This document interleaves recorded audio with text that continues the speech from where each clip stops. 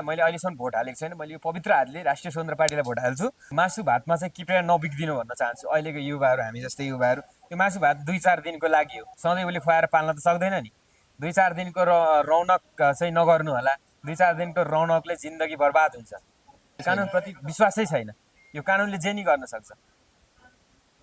अब माथि उनीहरूकै हात छ, उनीहरूले जे भने त्यही।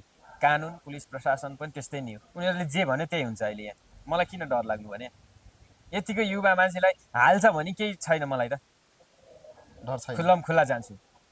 मेरो देशको लागि म मर्न पनि तयार छु कि। पूर्व मन्त्री लगायत सबैजना चाहिँ हस्ताक्षरमा आउनु भएको छ। उहाँलाई चाहिँ प्रतिशोध नै भएको भनेछ नि त। यी लाखौँ जनताहरू अहिले रवि लामेछाने मान्छन्, कति त रुन्छन्, कति कराउँछन् होइन।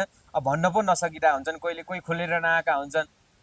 मै पनि वाक्क भएर म पनि त्यो काङ्ग्रेसको झन्डा यसो हल्लाएर हिँड्थेँ, तर भोट चाहिँ हालेको छैन। मैले हल्लाएँ।